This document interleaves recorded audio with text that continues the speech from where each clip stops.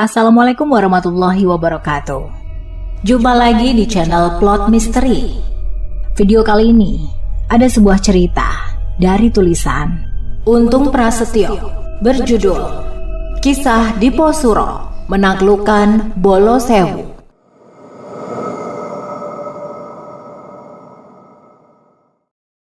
Setelah kesehatannya kembali, Diposuro mendapatkan julukan baru dari teman-temannya dan juga warga desa tempat tinggalnya. Diposuro yang sempat mengalami gangguan kejiwaan, kini sering dipanggil dengan nama Surobejo.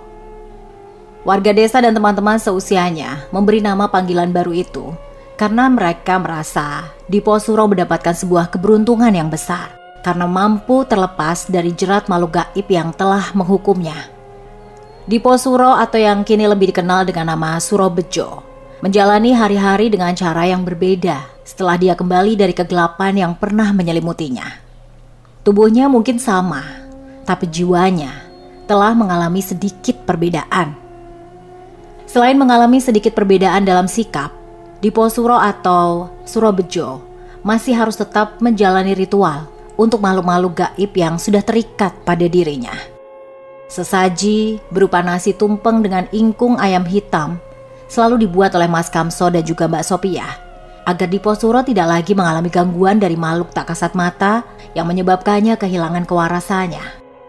Diposuro yang semula selalu bersikap tenang dan terlihat kalem, kini terlihat berbeda dari sebelumnya.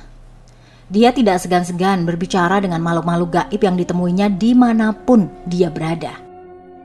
Hal itu tentu saja membuat teman-teman dan juga warga desa menganggap Diposuro terlalu berlebihan dan memintanya untuk tidak mengatakan apapun yang dia lihat. Tapi sebagai teman dan warga desa lain, malah justru sering memanfaatkan kemampuan Diposuro untuk mengetahui sosok-sosok makhluk gaib apa yang ada di sekitar mereka. Tapi di balik itu semua, ada hal besar yang masih ingin dilakukan oleh bocah kalung usus itu. Di balik kekonyolan yang dia perlihatkan pada teman-teman dan warga desa sekitar dengan membeberkan setiap makhluk gaib yang ditemuinya, Diposuro masih merasakan pergulatan batin yang sangat mendalam. Pergulatan batin itu terus mengajaknya untuk terbebas dari belenggu makhluk gaib yang terus memintanya memberikan persembahan pada hari-hari tertentu. Menjelang hari-hari yang telah ditentukan oleh makhluk gaib itu, tiba-tiba Diposuro akan merasakan getaran yang aneh di sekelilingnya. Suara-suara yang terdengar berbisik dan hanya bisa didengar olehnya terus menggema di telinganya. Bayangan-bayangan dari makhluk gaib yang seharusnya jadi perewangannya itu mulai terlihat jelas sudut matanya tanpa dipanggil. Dan yang paling menyiksa adalah hawa dingin yang tiba-tiba merasuk ke dalam tubuhnya hingga menembus ke sendi-sendi tulangnya. Meskipun orang-orang melihatnya sebagai sosok yang kuat, tapi di saat-saat seperti itu, Diposuro merasakan kelemahan yang tak bisa dijelaskan. Dia tahu bahwa makhluk gaib itu belum pergi, masih terus mengawasinya, hingga ritual dan persembahan itu diberikan. Keputusasaan kadang merasuki pikirannya. Seberapapun kerasnya dia mencoba untuk menghindar dari jeratan makhluk-makhluk gaib itu, dia akan selalu kembali pada titik awal yang terikat oleh perjanjian tak terucap telah mengikat jiwa dalam takdirnya. Persembahan-persembahan itu bukanlah sesuatu yang bisa diabaikan begitu saja. Setiap kali Diposuro mencoba untuk menolak, sesuatu yang buruk pasti akan terjadi pada dirinya. Namun, Diposuro tidak ingin hidup selamanya di bawah bayang-bayang makhluk gaib itu. Dia tahu bahwa jika dia menyerah pada tuntutan dari makhluk gaib yang memiliki kekuatan tersebut, hidupnya akan selalu berada dalam ketakutan dan keterikatan.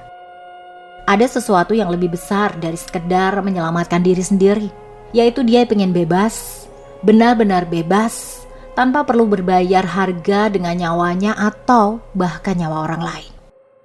Diam-diam, Diposuro mulai mencari cara untuk memutuskan ikatan itu. Bersama Lek Suroto, dia mulai mengunjungi sesepuh-sesepuh desa lain yang dikenal memiliki ilmu-ilmu warisan para leluhur. Mereka yang memiliki pengetahuan tentang makhluk gaib dan dunia yang tak terlihat itu banyak tersebar di beberapa desa yang menjadi desa tetangga di tempat tinggalnya.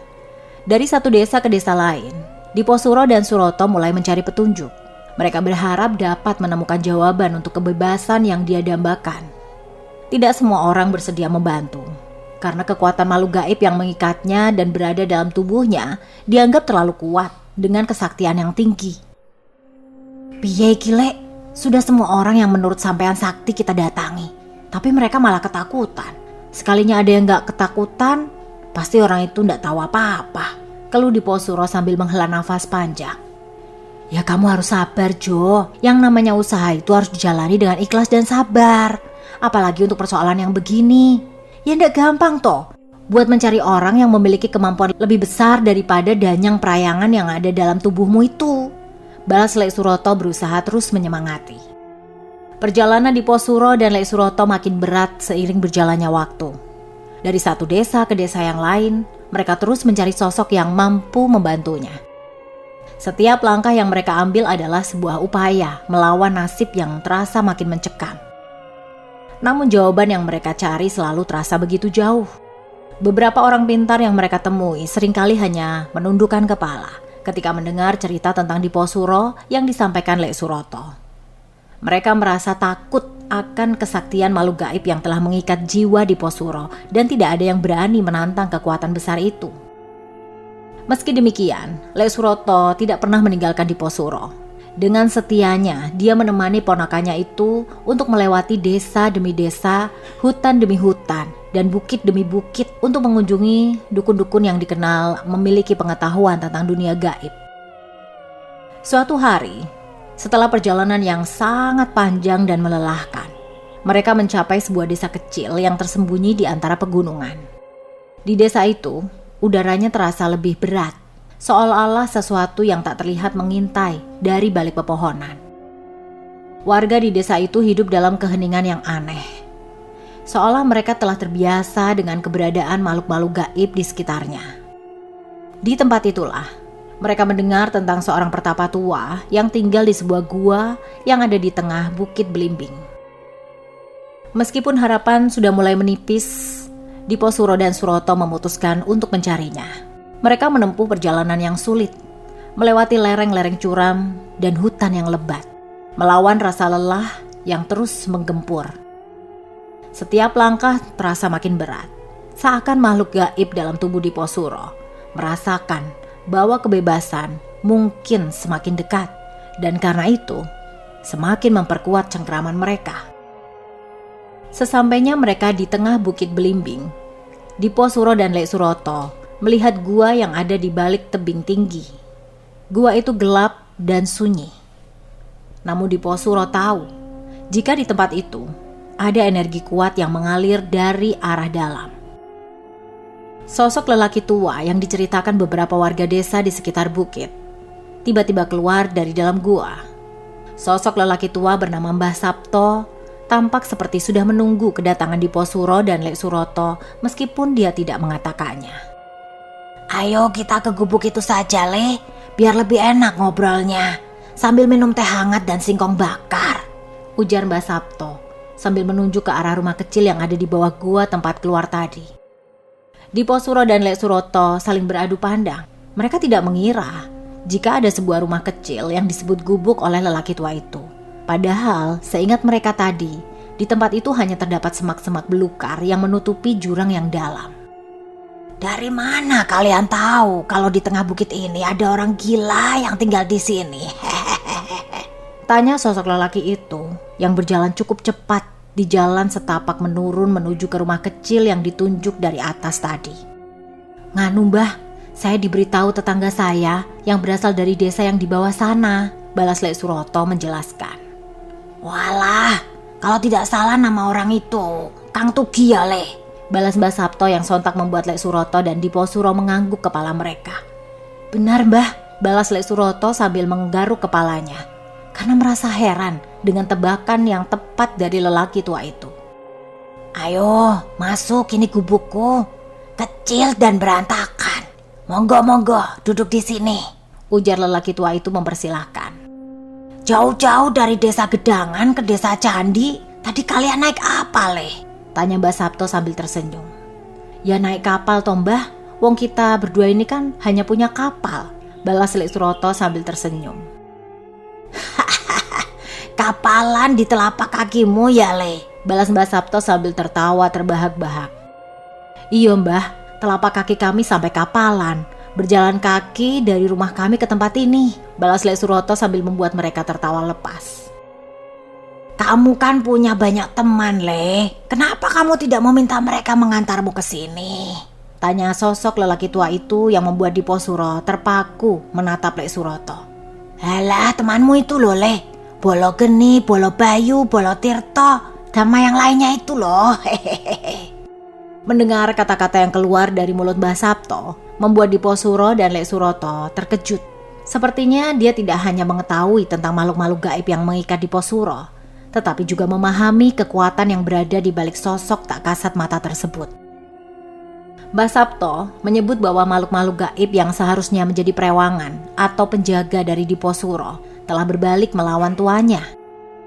Sesuatu yang tidak biasa dan sangat berbahaya, karena makhluk perewangan biasanya memiliki ikatan erat dengan tuannya dan tidak akan membahayakan mereka. Namun, sosok makhluk berkekuatan tinggi itu berbeda, dikarenakan jumlah mereka itu banyak. Kesaktian dan kekuatan mereka juga tinggi, sehingga mereka sulit untuk dikendalikan. Meskipun kaget, Diposuro dan Lek Suroto merasa lega, karena mereka akhirnya menemukan sosok yang tepat. Selama ini mereka hanya bertemu dengan dukun-dukun yang enggan atau tidak mampu membantunya. Namun Mbah Sabto itu berbeda. Dia tidak menunjukkan ketakutan ataupun keraguan, tapi sebaliknya, dia nampak siap untuk membantu Diposuro menemukan jalan keluar dari belenggu gaib yang selama ini menjeratnya. Mbah Sabto juga menjelaskan bahwa untuk membebaskan Diposuro dari ikatan makhluk gaib tersebut diperlukan lebih dari sekedar ritual sederhana. Kekuatan yang terlalu besar dengan jumlah yang sangat banyak itu dapat ditaklukkan dengan cara-cara tertentu. Diposuro harus melalui serangkaian ujian spiritual dan mental yang berat. Dan hanya dengan keberanian serta keteguhan hati, dia bisa berharap untuk melepaskan diri. Selain itu, Mbah Sabto juga menegaskan bahwa Suroto sebagai orang yang paling dekat dengan Diposuro akan memainkan peran penting dalam proses ini. Hubungan batin yang kuat antara mereka bisa jadi kunci dalam pertarungan melawan makhluk gaib tersebut. Kekuatan sejati berasal dari dalam diri sendiri, Le. Jadi sebelum kau mampu menggunakan kekuatan lain, memang sudah seharusnya jika kau memperkuat jiwa dan ragamu lebih dulu, ujar Mbah Sabto dengan wajah yang penuh bijaksana. Untuk mendapatkan itu semua, dibutuhkan usaha yang lebih keras dan waktu yang tidak sebentar, imbuh Mbah Sabto menjelaskan. Baik Mbah, saya siap untuk belajar dan menjalani semua laku tirakat yang jadi syaratnya, balas Diposuro dengan mantap. Dalam beberapa hari ke depan, Diposuro dan Lek Suroto akan tinggal di rumah kecil milik Mbah Sabto yang ada di tengah Bukit Belimbing. Tapi sebelum itu, mereka akan kembali pulang ke rumah untuk memberitahu Mas Kamso dan Mbak Sopiah serta istri dari Lek Suroto. Akan tetapi, ibarat lepas dari satu permasalahan lalu masuk ke permasalahan lainnya.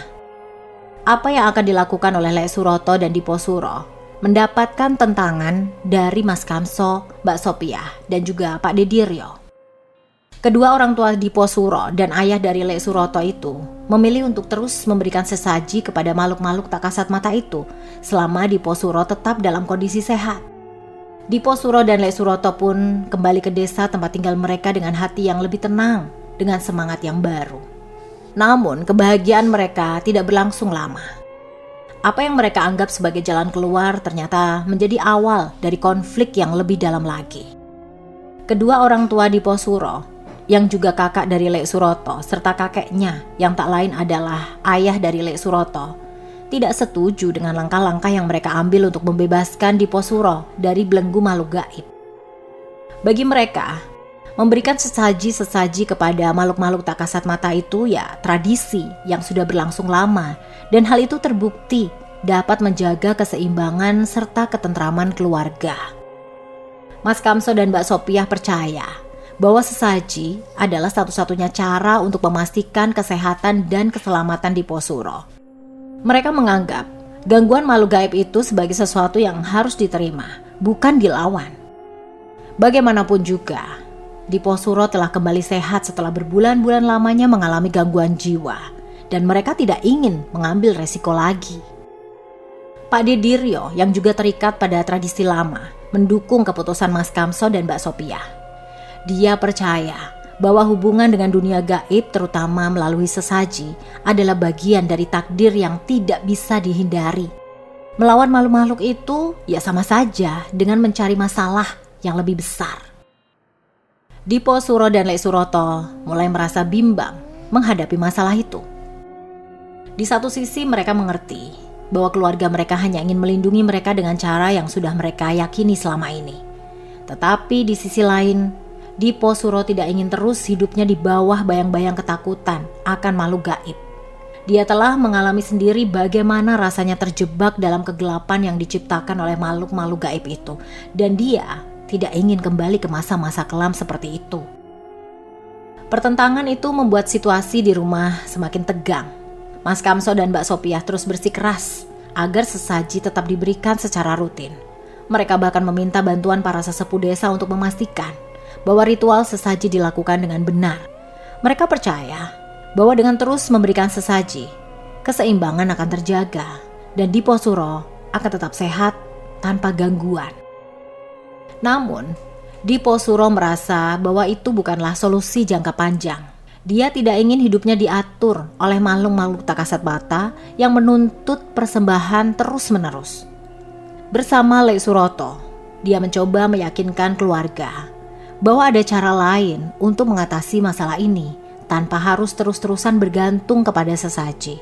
Mereka ingin memutuskan ikatan dengan dunia gaib dan mencari kebebasan yang sebenar-benarnya.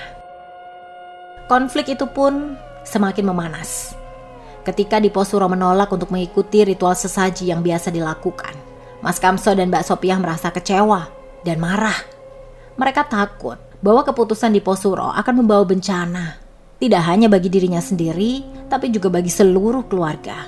Mereka menganggap Diposuro terlalu nekat dan tidak menghormati tradisi yang telah lama dijaga.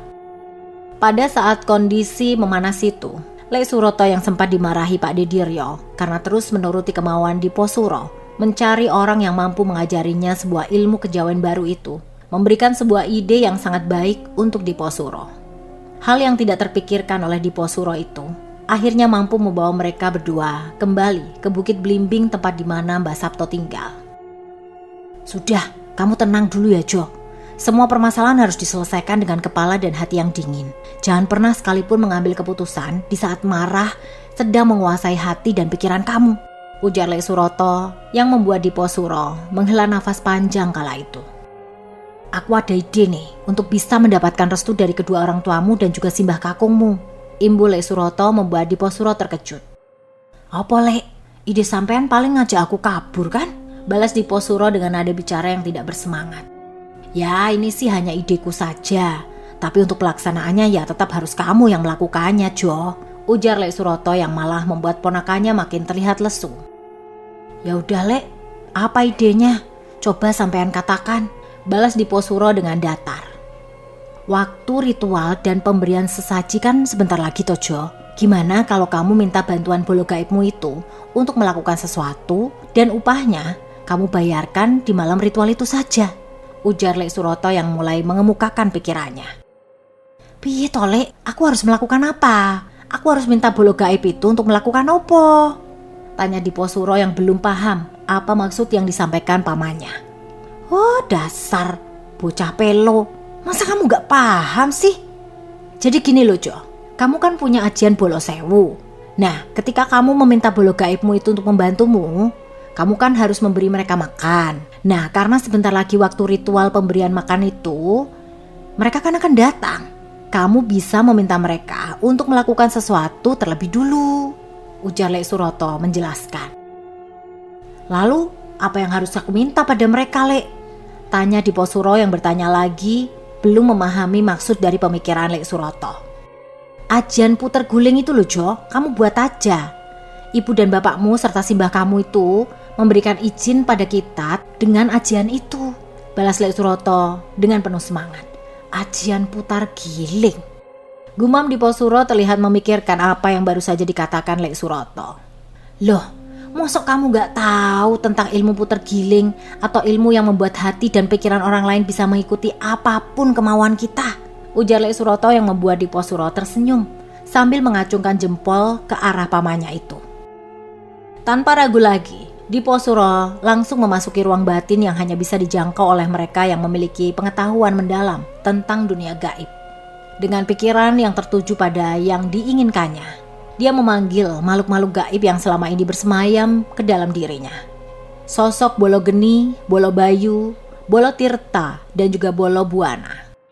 Keempat makhluk itu muncul di hadapannya. Diposuro merasakan energi yang kuat dan bergejolak. Tanpa membuang waktu, dia mengutarakan apa yang menjadi keinginannya. Dia minta pada Bolo Geni, Bolo Bayu, Bolo Tirto, dan juga Bolo Buana untuk menggunakan ajian puter giling. Sebuah ajian kuno yang memiliki kemampuan mempengaruhi pikiran dan hati manusia.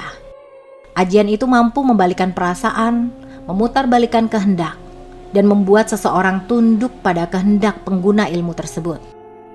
Dengan suara tegas, Diposuro memerintahkan mereka untuk mempengaruhi hati dan pikiran kedua orang tuanya yang bernama Kamso dan Sophia, serta kakeknya, Pak Didiryo. Diposuro mengatakan jika dia ingin mereka semua mengikuti apa yang diperintahkannya.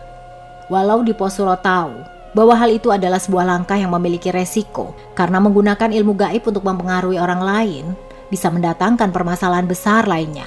Namun, Diposuro merasa tidak punya pilihan lain. Beruntungnya, kala itu Diposuro hanya meminta hal tersebut tanpa memberikan alasan, sehingga makhluk-makhluk gaib tersebut tidak mengetahui rencana lain yang akan dilakukan Diposuro dan Lek Suroto. Makhluk-makhluk gaib itu menerima perintah tanpa ragu. Mereka mulai bergerak dengan kecepatan yang tidak bisa diukur oleh manusia. Bolo Geni dengan kekuatan api menyulut semangat yang menggelora di dalam hati Kamso dan Sophia, membakar rasa ragu mereka. Bolo Bayu dengan kekuatan angin berhembus ke dalam pikiran mereka, mengubah arah kehendak dan pemikiran mereka. Bolo Tirto dengan elemen airnya meresap ke dalam perasaan mereka, menenangkan hati yang sebelumnya dipenuhi dengan kecemasan.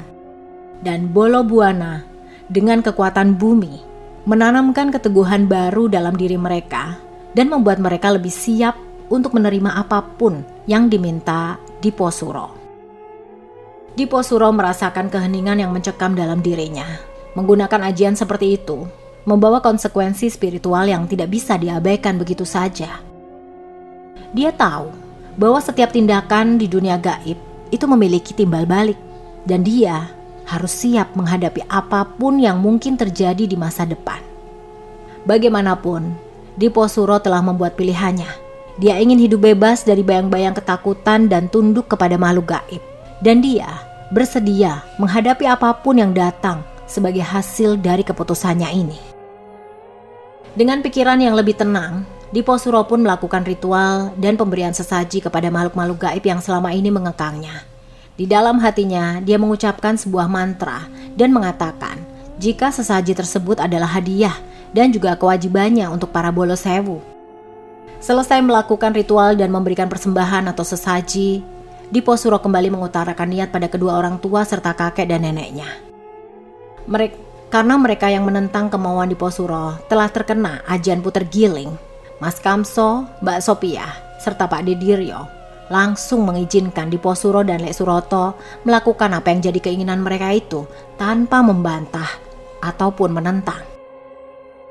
Setelah berpamitan, Diposuro dan Lek Suroto bergegas kembali ke desa Candi menuju ke Bukit Blimbing menemui Mbah Sabto.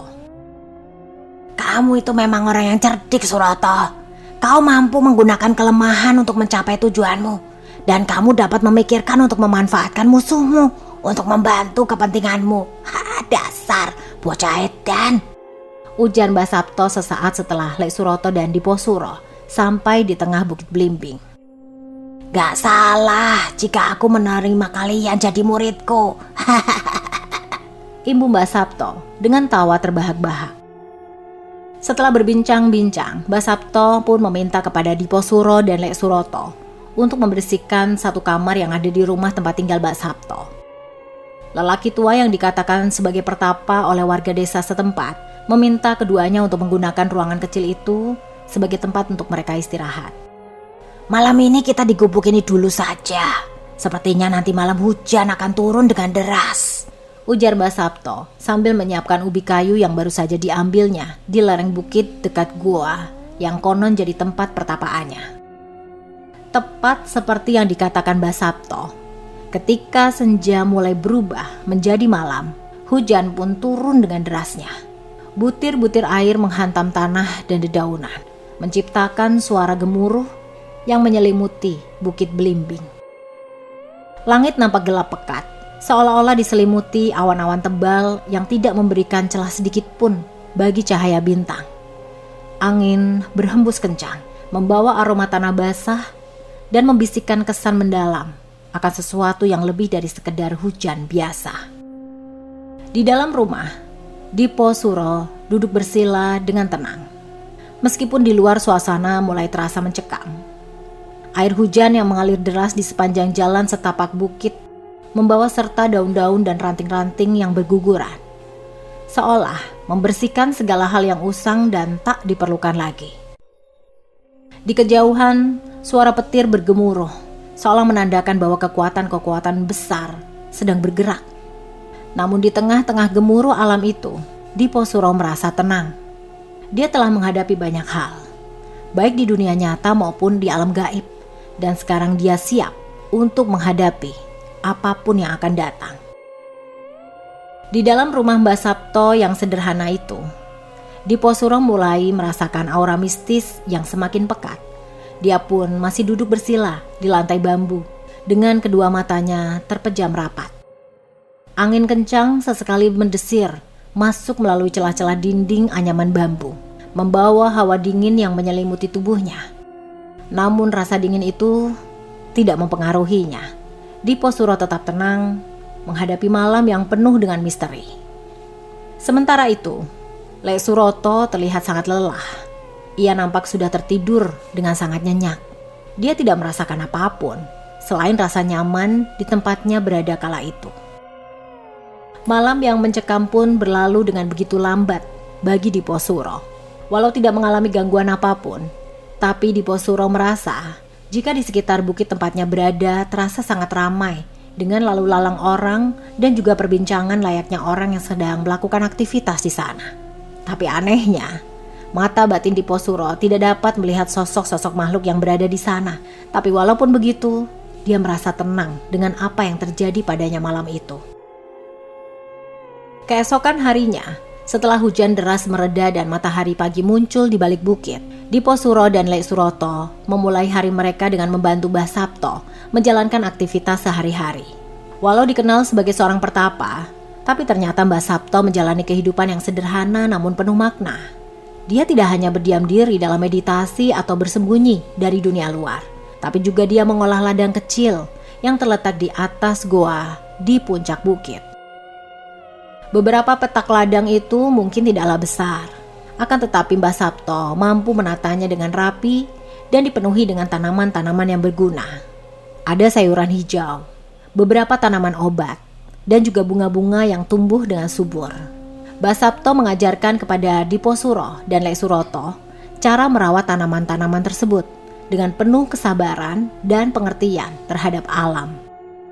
Setiap gerakan Mbah Sabto nampak selaras dengan nafas alam. Seolah-olah dia bukan hanya bercocok tanam, melainkan berkomunikasi dengan bumi yang dipijaknya. Dipo Suro dan Lek Suroto mengikuti setiap apa yang diminta oleh Mbah Sabto dengan penuh perhatian. Bagi mereka, membantu Mbah Sabto bukan hanya soal bekerja di ladang, tetapi juga cara untuk lebih memahami kehidupan yang seimbang antara dunia spiritual dan dunia nyata. Di tengah-tengah kesibukan mereka, Mbah Sabto juga tidak lupa mengajarkan pentingnya menjaga keharmonisan dengan alam. Karena bagi Mbah Sabto, alam adalah bagian yang tak terpisahkan dari kehidupan manusia dan makhluk-makhluk gaib yang tinggal di sekitar bukit tersebut. Setelah selesai dengan pekerjaan di ladang, Mbah Sabto mengajak keduanya mengelilingi puncak bukit.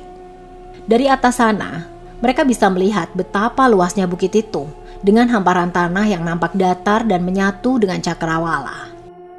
Pemandangan itu memberikan kesan bahwa Bukit Belimbing adalah tempat yang tenang dan penuh dengan energi alam yang kuat. Udara di atas bukit terasa lebih segar dan angin sepoi-sepoi menyapu wajah mereka dengan lembut. Di sepanjang perjalanan, Mbah Sapto menunjukkan berbagai titik penting di bukit tersebut, termasuk beberapa tempat yang menurutnya memiliki energi spiritual yang tinggi. Ada beberapa batu besar yang tertata secara alami. Pohon-pohon tua yang tumbuh dengan akar-akarnya yang kuat menancap ke tanah. Dan area-area tertentu yang nampak tenang namun menyimpan kekuatan yang tersembunyi. Dipo Suro dan Lek Suroto merasa kagum dengan pengetahuan Mbah Sapto tentang tempat itu. Bukit itu tidak hanya luas dan indah, tetapi juga penuh dengan sejarah dan misteri yang mendalam. Tempat ini adalah tempat yang penuh dengan ketenangan dan kekuatan, bisik Dipo Suro dalam hatinya. Di tengah keheningan itu, Dipo Suro merasa seolah-olah semua perjuangannya selama ini mulai menemukan makna. Perjalanan spiritualnya, tantangan yang dia hadapi, dan pelajaran yang dia dapatkan hingga membawanya bertemu dengan Mbah Sapto. Semuanya itu terasa seperti bagian dari sebuah proses yang lebih besar. Matahari pagi yang mulai meninggi memberikan cahaya hangat yang menyinari puncak bukit, seolah memberkati setiap langkah yang mereka ambil di sana. Dipo Suro dan Lek Suroto menyadari bahwa ini adalah hari yang istimewa.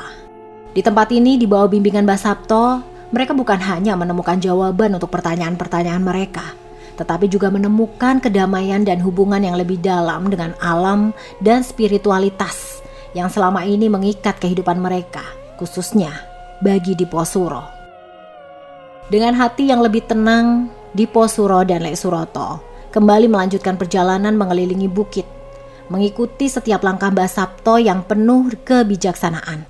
Mereka tahu bahwa perjalanan yang mereka lakukan hari itu adalah sebuah permulaan.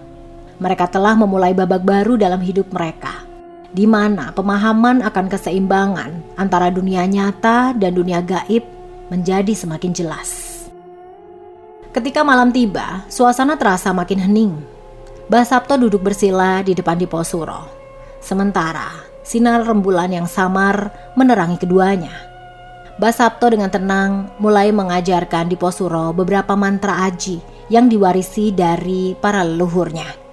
Suaranya yang penuh wibawa bergema lembut di antara desiran angin malam, seolah menyatu dengan energi gaib yang mengelilingi mereka. Setiap kata yang diucapkan Mbah Sapto terasa berat dan syarat makna, membawa Dipo Suro ke dalam pemahaman yang lebih dalam tentang kekuatan alam dan dunia gaib yang tak kasat mata. Mbah Sapto juga memberikan wejangan-wejangan bijak tentang kehidupan. Rahasia-rahasia semesta yang hanya dapat dipahami oleh mereka yang memiliki mata batin yang tajam. Di sisi lain, Lek Suroto yang kelelahan setelah seharian mendaki Bukit Belimbing terlelap dalam tidurnya. Dia tidak menyadari bahwa malam ini, di bawah naungan langit malam yang penuh bintang, sebuah pelajaran penting tengah diturunkan dari generasi ke generasi, membawa warisan leluhur yang tak ternilai. Waktu terus bergerak, dan malam makin menyelimuti bumi. Di bawah naungan langit yang penuh bintang, suasana semakin hening, seolah alam pun ikut terdiam, memberikan ruang bagi Dipo Suro untuk menyelami setiap pelajaran yang diterimanya. Suara desiran angin terdengar seperti irama alam yang mengiringi proses pembelajaran itu, menambah keheningan yang terasa mistis di sekelilingnya. Dipo Suro mulai merasakan kehadiran energi yang tak kasat mata mengalir di sekelilingnya. Namun alih-alih takut, dia justru merasakan kedamaian yang aneh. Ada keakraban yang mulai terbentuk antara dirinya dan alam gaib. Seakan-akan dia sedang diterima menjadi bagian dari sesuatu yang lebih besar. Perlahan tapi pasti, Dipo Suro mulai memahami bahwa dunia ini lebih luas dari yang pernah dia bayangkan. Lapisan-lapisan pembatas antara dunia nyata dan alam gaib terlihat saling berkaitan, namun tetap terpisah satu dengan yang lainnya. Dengan ketenangan dan kebijaksanaan yang dia miliki, Mbah Sapto terus membimbing Dipo Suro dengan sepenuh hati. Dia paham bahwa setiap langkah dalam dunia gaib memerlukan waktu yang panjang serta kehati-hatian. Dengan lembut, Basapto mengarahkan kesadaran Diposuro untuk memahami keseimbangan alam semesta. Dia terus menanamkan dalam dirinya prinsip-prinsip dasar bahwa kekuatan gaib bukanlah sesuatu yang harus disalahgunakan. Setiap mantra yang diajarkan memiliki tujuan. Setiap ajian yang diberikan harus digunakan dengan disertai kebijaksanaan. Seiring berjalannya waktu, kabut tipis mulai terbentuk di sekitar mereka, membaur dengan cahaya bulan yang pucat. Bayangan-bayangan samar semakin jelas terlihat di tepian pandangan Diposuro. Sosok-sosok yang berasal dari dunia lain hadir sebagai penonton bisu dalam pelajaran itu. Mereka bukanlah ancaman, melainkan penjaga batas antara dua dunia. Diposuro menyadari bahwa alam gaib bukanlah tempat yang harus ditakuti, melainkan haruslah dihormati. Sementara itu, Lek Suroto telah terlelap dalam tidur nyenyaknya. Dia tidak menyadari apa yang tengah terjadi pada Diposuro. Dia sedang berada dalam mimpi-mimpinya di masa lalu dan kesehariannya, tanpa sedikit pun terganggu oleh getaran dunia gaib yang tengah menyelimuti Diposuro. Di tempat tidurnya yang sederhana, Lek Suroto hanyalah seorang manusia biasa yang terpisah dari dimensi lain yang tengah tersingkap di malam yang sama. Bagi Diposuro, malam ini adalah awal dari perjalanan yang penuh tantangan, namun juga penuh dengan pengetahuan yang tidak ternilai. Di bawah bimbingan Basapto, dia mulai menapaki jalan yang jarang ditempuh oleh orang lain. Sebuah jalan yang menghubungkan antara yang nyata dan yang tak kasat mata. Bintang-bintang terus mengawasi dari atas, menjadi saksi dari perubahan yang sedang terjadi, seolah mengingatkan bahwa semesta selalu memperhatikan setiap langkah kecil yang diambil oleh makhluk di bawahnya. Setelah malam panjang itu berlalu dan dasar-dasar ilmu serta ajian yang diajarkan Basapto tertanam kuat dalam benak Diposuro, tiba saatnya bagi Diposuro untuk menjalani laku tirakat. Dengan penuh keyakinan, dia mempersiapkan diri untuk melaksanakan puasa mutih. Sebuah tirakat yang membutuhkan disiplin dan ketahanan mental yang tinggi. Tirakat ini merupakan bagian penting dari perjalanan spiritualnya. Sebuah ujian untuk membersihkan diri dan memperkuat batin sebelum dia bisa melaksanakan lebih jauh dalam memahami ilmu gaib. Selama beberapa hari, Diposuro hanya mengonsumsi nasi putih tanpa lauk dan hanya minum air putih, sesuai dengan aturan puasa mutih. Tiap kali waktu makan tiba, dia duduk tenang di depan sepiring nasi putih yang sederhana. Setiap suapan yang dia telan terasa lebih dari sekedar memenuhi kebutuhan fisik, melainkan bagian dari pembersihan rohani. Di setiap detik yang berlalu, tubuh dan jiwanya semakin selaras, terlepas dari segala kemelekatan duniawi. Diposuro mulai merasakan kekosongan yang menenangkan di dalam dirinya. Sebuah ruang hening yang perlahan-lahan dipenuhi tercipta, dan energi dari dalam dirinya mulai dapat dia rasakan. Puasa mutih itu bukan hanya soal menahan lapar dan dahaga, tapi juga sebuah latihan untuk mengendalikan diri dari hawa nafsu, emosi, dan segala hal yang bisa mengaburkan kesadaran. Diposuro menjalani hari-harinya dengan penuh kewaspadaan, menjaga setiap pikiran dan perasaan yang muncul sambil tetap mendalami ajaran-ajaran dari Basapto. Waktu berjalan sangat lambat, tetapi Diposuro merasa semakin dekat dengan tujuannya, yaitu membebaskan diri dari jerat makhluk gaib yang menjadi perewangannya. Malam-malamnya dihabiskan dalam keheningan, diiringi oleh suara jangkrik dan sesekali lolongan anjing yang menggema dari kejauhan. Di setiap malam itu pula, dia merenungkan kembali ajian-ajian yang diajarkan Basapto. Dia merenungkan kembali ajaran-ajaran yang diajarkan Basapto, mengulang mantra-mantra dalam hatinya sambil menjaga ketenangan batinnya. Seiring berjalannya waktu, Diposuro makin meresapkan kekuatan dari puasa mutih. Perlahan-lahan dia mulai merasakan perubahan yang nyata dalam dirinya. Tubuhnya yang mungkin melemah secara fisik, namun batinnya semakin kuat. Dia mulai melihat dunia dengan cara yang berbeda, lebih dalam dan lebih luas. Alam gaib yang dulu nampak samar kini mulai jelas terasa, seperti lapisan-lapisan pembatas antara dunia-dunia yang perlahan terbuka di hadapannya. Basapto mengawasi dari kejauhan, mengamati perkembangan muridnya dengan penuh perhatian. Dia tahu bahwa apa yang sedang dilakukan Diposuro adalah sebuah permulaan dan ujian yang lebih besar masih menunggunya di depan. Namun Mbah Sabto juga tahu jika Diposuro memiliki potensi besar dan jika dia mampu melewati laku tirakat ini dengan baik, maka pintu menuju pengetahuan yang lebih dalam akan terbuka untuknya. Selain itu, dia juga dapat terlepas dari jerat belenggu makhluk-makhluk gaib yang terus meminta persembahan darinya. Setelah dianggap berhasil menjalani laku tirakat puasa mutih, Diposuro merasakan semangatnya makin membara. Namun dia sadar bahwa perjalanan spiritualnya masih panjang. Mbah Sabto dengan ketenangan dan kebijaksanaan yang sudah melekat pada dirinya memberi tugas baru, yaitu laku tirakat Pati Geni. Pati Geni adalah tirakat yang jauh lebih berat.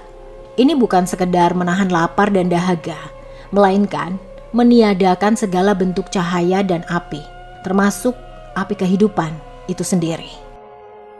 Diposuro harus mengasingkan diri dalam kegelapan total, tanpa makanan, tanpa minuman, dan tanpa interaksi dengan siapapun. Semua itu harus dilakukan di sebuah gua yang terletak tepat di atas rumah Mbah Sabto, tersembunyi di lereng Bukit Blimbing yang penuh misteri. Hari yang telah ditentukan pun tiba. Dengan hati yang mantap, Diposuro berjalan menaiki bukit itu. Dia melangkah dengan tenang menuju goa yang selama ini menjadi tempat Mbah Sabto menjalani laku tirakatnya. Sehingga dia disebut sebagai pertapa oleh warga di sekitar Bukit Blimbing.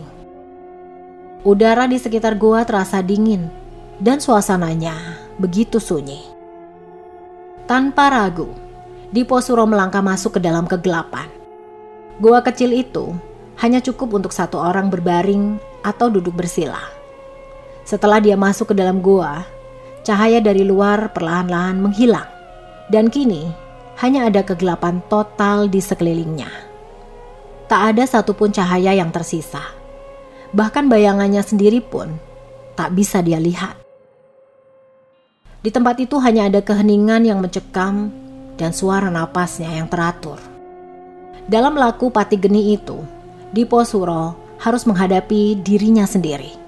Tanpa ada gangguan dari dunia luar, dia berhadapan langsung dengan pikiran, ketakutan, dan juga kelemahannya. Hari pertama adalah perjuangan melawan dorongan-dorongan fisik, rasa lapar, haus yang datang menggempur. Namun Diposuro telah mempersiapkan diri dengan baik selama puasa mutih, sehingga dia mampu menahannya dengan penuh kesabaran. Hari-hari berikutnya mulai membawa ujian yang lebih berat. Kegelapan total itu tidak hanya menyelimuti mata, tetapi juga perlahan-lahan menyusup ke dalam pikirannya. Dia mulai merasakan tekanan batin yang sangat luar biasa, seperti suara-suara dalam dirinya yang mencoba mengalihkan pikirannya sehingga menimbulkan kecemasan, menciptakan bayangan ketakutan yang tidak dapat dijelaskan. Namun Diposuro tetap teguh. Dia berulang kali mengingat ajaran Mbah Sabto bahwa setiap cobaan yang dihadapinya itu hanyalah sebuah ilusi yang harus dihadapi dengan ketenangan dan kesadaran penuh. Waktu seakan berhenti di dalam goa itu. Tidak ada cara untuk mengetahui apakah saat itu malam ataukah siang. Hanya aliran waktu yang terus menguji kekuatan batinnya. Pada titik-titik tertentu, Diposuro merasa seperti terhanyut di antara batas dunia nyata dan dunia gaib. Dia mulai seolah-olah berada di ambang dua alam yang tidak dapat dijelaskan. Dalam keheningan itu, Diposuro mulai merasakan kehadiran energi-energi gaib yang sebelumnya hanya samar-samar dia rasakan. Mereka tidak mengganggunya, tetapi keberadaan mereka terasa semakin nyata. Pada hari terakhir laku tirakat Pati Geni, tanpa disadari oleh Diposuro, dia merasakan ada sesuatu yang berbeda.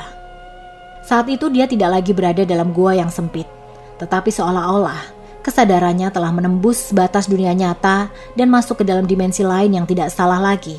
Adalah alam gaib yang selama ini hanya dia dengar melalui cerita dari Mbah Sabto. Saat dia berada dalam alam gaib itu, tiba-tiba saja di hadapannya muncul 4 sosok besar yang memancarkan kekuatan luar biasa. Mereka adalah Bolo Geni, Bolo Tirta, Bolo Bayu, dan Bolo Buana yang merupakan tetua dari Bolo Sewu. Setiap sosok itu memancarkan aura yang menakutkan dan penuh dengan kegelapan. Bolo Geni yang mewakili elemen api nampak seperti sosok dengan tubuh yang diliputi oleh nyala api yang tak pernah padam. Bolo Tirta, sang penguasa air, berwujud sebagai makhluk yang seolah-olah terbentuk dari pusaran air yang berputar tanpa henti. Bolo Bayu, penguasa angin, adalah sosok yang selalu bergerak, tubuhnya terbentuk dari arus udara yang tak pernah diam. Sementara Bolo Buana, penguasa bumi, berdiri kokoh seperti batu karang yang abadi. Tanpa merasakan sedikit keraguan, Diposuro menyatakan keinginannya pada keempat makhluk itu. Dia mengungkapkan tekadnya untuk tidak lagi terikat pada sebuah ritual dan persembahan yang telah menjadi kewajibannya. Namun alih-alih menyetujuinya, keempat makhluk itu menolak dengan tegas. Mereka melihat Diposuro belum cukup layak untuk menerima kekuatan yang dia minta tanpa sebuah persembahan dan ritual pada mereka.